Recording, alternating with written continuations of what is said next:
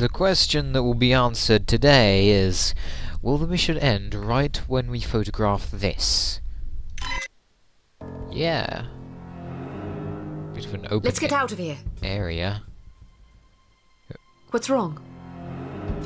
Volkov. Once again, I find myself aiming a pistol at someone you care about. Drop your gun. But it wasn't a How pistol. do I know you won't shoot him? It was a rifle. You don't. But you can be sure that I will shoot him, unless you do as I say. Don't listen to him, Archer. I realize you are American, and therefore feel entitled to speak your mind whenever you please. But you are also at gunpoint, and very likely to be shot if you don't shut up! Go to hell. What did you say? Nothing. I heard you. Tell me what you said. I thought you wanted me to shut up. Now you want me to talk? Make up your damn mind. Ha! You are testing my patience. Miss Archer, I suggest you drop your weapon before your obnoxious American friend forces me to silence him, once and for all. Don't do it. Get out of here now. Tom! Go. Go.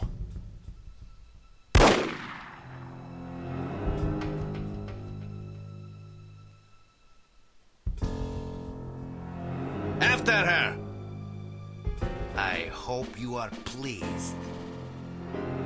No, that's the first harm operative that I've seen who has a revolver.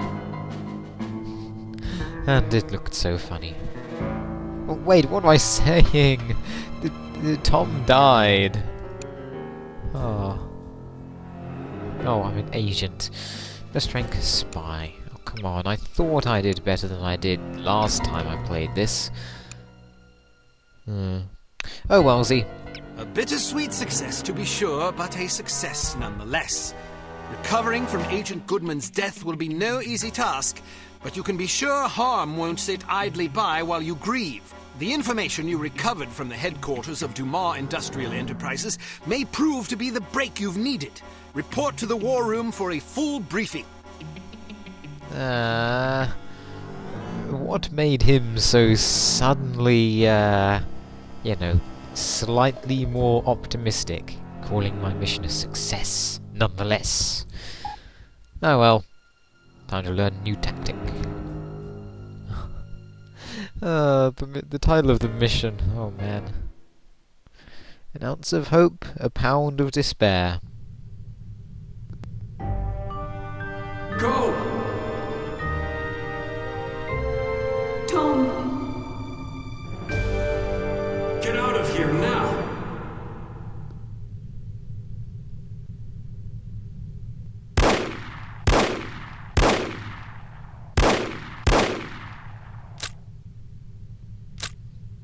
Agent Kate Archer, please report to the war room. Thank you.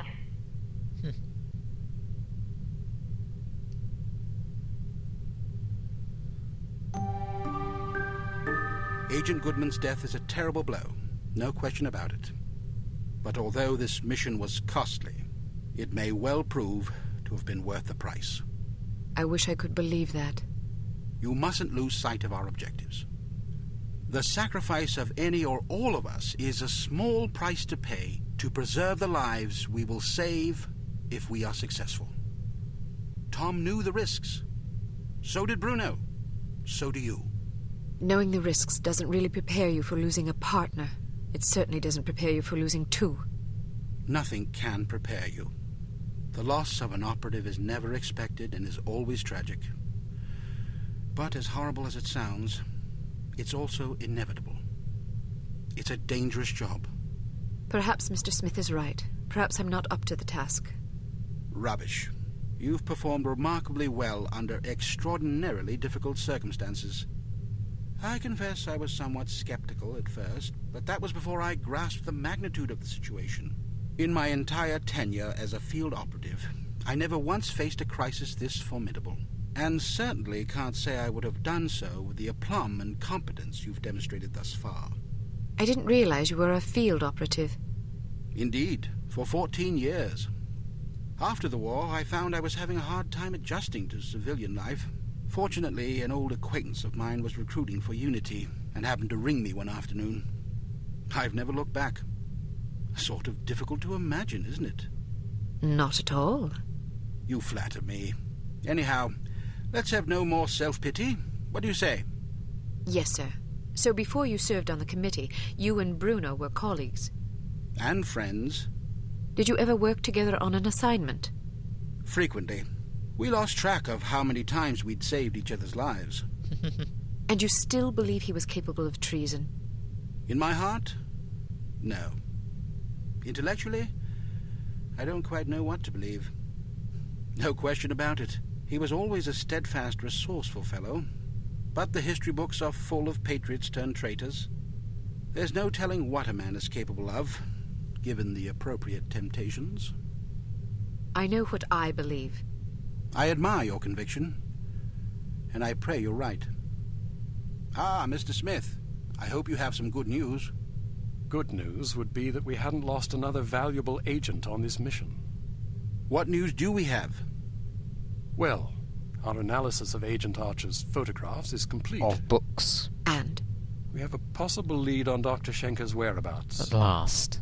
I think we can classify that as good news. As I said, it's all relative. This harm situation isn't the only crisis in the world, and we're fast running out of competent field agents. Then suppose you get to the point and tell us what we know about Dr. Schenker so we can go fetch him.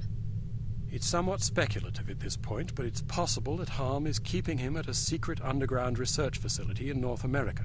We don't know the exact location of this facility, but thanks to the files Archer photographed, we know it exists, apparently in the vicinity of a lumberyard in western Washington state. It seems the site is being supplied by an American Railways passenger train.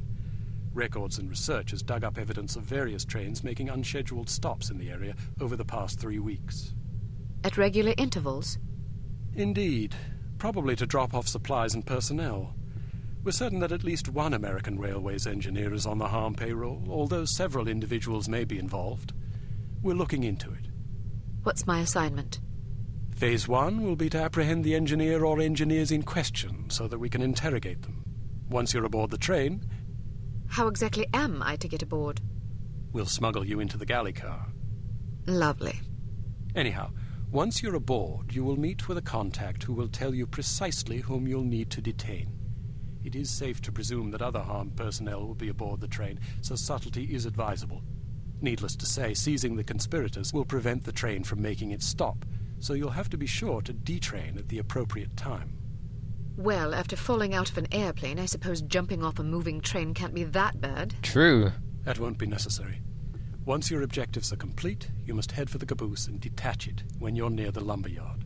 We'll have an agent in place to switch the track and reroute you to an unused depot behind the lumberyard. This area is not likely to be heavily guarded, so you shouldn't have much difficulty getting through. If all goes according to plan, you will rendezvous with another undercover agent who will, we hope, have information that should help you locate the underground base. Hope he doesn't die. Then I grab Dr. Schenker and get the hell out. Precisely. We'll have a helicopter nearby awaiting your signal. Your flight departs in 1 hour, so if you need to stop by the toy shop, now's the time. Oh, yes. Understood. Thank you for putting things in perspective for me, sir. I promise you I will do everything in my power to destroy Harm. Oh, man. Archer? Sir? Don't let anger cloud your judgment. Revenge is an understandable impulse, but it is also a contemptible one. Our job is not to avenge, but to protect. I can't just shut off my feelings like a tap. No, but you can bridle them and use them to fuel your resolve. Destroy Harm, but do it to save innocent lives, not to retaliate for those already lost. The moment you give in to wrath, you become as reprehensible as the monsters we're hunting. Clearly, we are all called upon to take lives from time to time, but we must neither relish it nor agonize over it. It is a duty, plain and simple. Not a pleasant one, but often a necessary one. I'll do my best, sir. I have absolute confidence that you will. There was one more thing, although I'm not sure how important it is. According to one of the documents Archer photographed, It seems the Baron's wife changed her surname some time ago. Really? So her maiden name isn't McLean? It's Farnsworth. Felicity Farnsworth? Are you quite sure? Positive. Do you know of her? Aye, that I do. When she was 8 years old, her father, a wealthy banker, was involved in a nasty public scandal involving unmentionable acts with a 12-year-old boy. How dreadful. Mr. Farnsworth committed suicide shortly thereafter. Felicity and her mother, by all accounts a vapid socialite, were ruthlessly ostracized by their peers. Guilt by association, presumably. Furthermore, rather than inheriting the fortune she expected, Mrs. Farnsworth discovered that her late husband had left the family in inescapable debt. She went quite mad. Several days after being institutionalized, she hung herself. My word, that poor child. Felicity fell into the custody of an elderly aunt whose lifestyle was apparently rather more severe than she was accustomed to. About a year later, the aunt took a fatal tumble down the stairs. Ooh, Foul play? No mention was ever made. quality. What happened to the girl? She ended up with a foster family where she remained until she was 14. One night she went out her bedroom window and was never seen again. Or at least no one recognized her. Astonishing. Where did you learn so much about her? I studied her. Come again? I believe I first read about her in a gossip column. I was intrigued by the similarities in our background, so I dug deeper. What similarities? Well, we both came from wealthy families. We were both orphaned at a relatively early age. Our fathers both killed themselves, although for very different reasons. We were both plunged into undesirable circumstances and resorted to rather desperate measures to survive. I found it quite uncanny at the time, although in retrospect I think we had less in common than I once believed. Adversity is the truest test of character. The strong are strengthened by it, the weak made weaker. It sounds like this Baroness didn't have the wherewithal to cope with her misfortunes. It's a common trend among terrorists and bullies that they imagine themselves persecuted by fate and therefore feel justified in harming others. You're frothing. Sorry, I get carried away. She's involved somehow. The Baroness? Upon what unimpeachable evidence are you basing that supposition? I just have a feeling. Ah, then the case is as good as closed. I don't expect you to believe me, but I'll count on you to say something smug if I'm right. It's virtually guaranteed. I'm not smug. Acerbic, perhaps, maybe even sardonic, but not smug. Okay, sure. Whatever you need to tell yourself. I have to agree with her, Smith. Oh, Don't either of you have work to do? Aye, sir. Off I go. Good luck. yeah, now that was a long cutscene. 13 whole minutes. Anyway, what's our new tactic? Welcome to Advanced Field Tactics. We've a new perfume for you. This one's a real scorcher. It's a concentrated acid gas with a jellied base to make it sticky. You definitely don't want to get it on you. Oh man, sticky acid? Isn't that, well, dangerous? Ooh, has some range as well.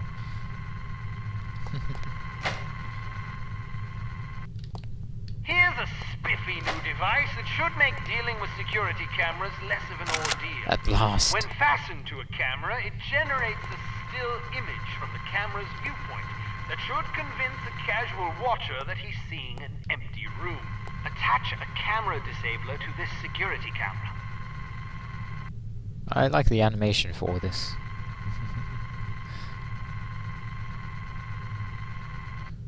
Ooh, just looking at this stuff. It's interesting. Ooh, okay.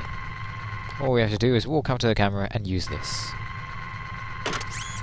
Huzzah! No more alarms. Now, the only thing we need to do is get up to the cameras. Excellent. Oh, man. Did I ever tell you this game had vehicles? I think I did. Riding a motorcycle is easier than you might suspect. To get on, simply walk up and activate it. Hit activate again to dismount. Hit the forward key to accelerate, backward to brake, and the left and right turn or sidestep keys to steer.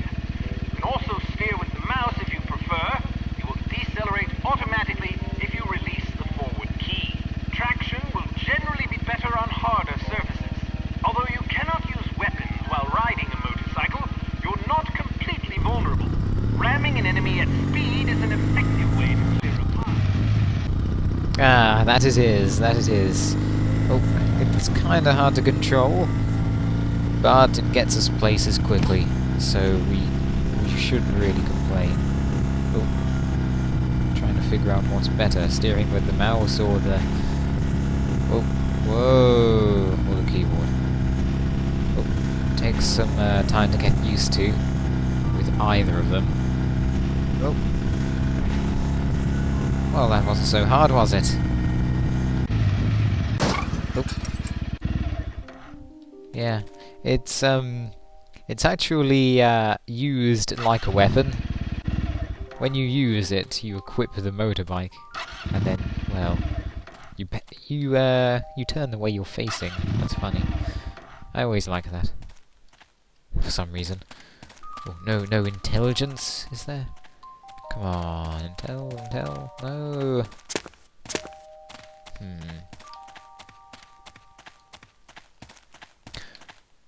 Fair enough.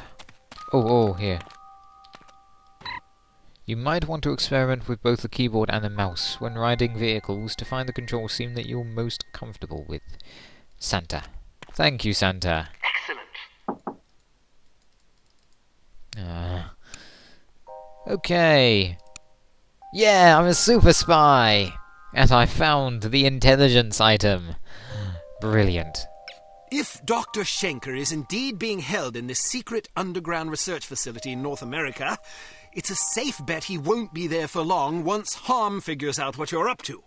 The first step is to identify and detain the American Railways conspirator so that we can interrogate him. You will then need to locate the hidden entrance to the facility, find Dr. Schenker, and get him out alive. Without him, we're doomed. We don't often need to detain American Railways conspirators, do we? Okay, get inside the train, la la la la la, and escape the facility with Dr. Schenker. Very long mission, this. Whoa. And we do start with quite a nice lot of... where's the camera disabler, 5 camera disabler... Oh, yeah. 5 camera disablers, that's good. That should last as long as we can get up to the alarms. Rescue attempt. Scene 1. Have you seen anything suspicious? Like what? There's a spy aboard this train. How do you know? Are you sure? I am. How do you know? I have my sources. That's what It doesn't I really would answer say. my question. Let's just say I heard it from a little birdie that someone's been poking around. But who's the Nosing birdie? for information about our obliging engineer friend. Oh. We don't want that information falling into the wrong hands, do we? Well, I haven't seen any spies. If you do, let me know. We don't tolerate spies. I don't tolerate I'll evil. keep an eye out. See that you do. Moron. Did you say something? What? I could have sworn I just heard you call me a Mormon. Why would I call you a Mormon, huh? Oh, gee. That wasn't supposed to happen at all. That really was not supposed to happen. I was supposed to walk there, you see. Have you seen... Walking. Did you say something? What? I could have sworn I just heard you call me a Mormon. Why would I call you a Mormon? I have no idea. No silence. Do you have something against Mormons? No, Then why are we having this conversation? I don't know. See you later, then. Count on it.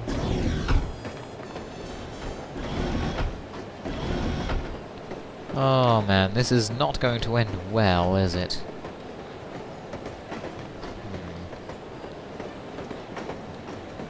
Good. Okay, avoid the conductor until you have a ticket, prevent civilian casualties, find passenger roster, and obtain passenger ticket. I believe we obtained the passenger ticket from... Does it close? I hope you're happy, Ah. Why? because I'm not. What's wrong? If we had taken a plane, we would have been there yesterday morning. Instead, we're still stuck in this sardine can. You know how I feel about airplanes. And you know how I feel about long, boring train rides because we do this every time we go anywhere. Sorry. Next time you can fly and I'll ride the train. Oh no, You mean it's travel the conductor. Why not? You don't like traveling with me? Sure, but I want you to be happy. You're just trying to get rid of me, aren't you? Honey, calm down. You probably just want to have an affair with some train-riding hussy. Don't be silly. Yeah. Please.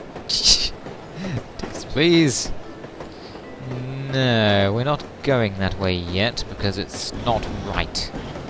It is not the way.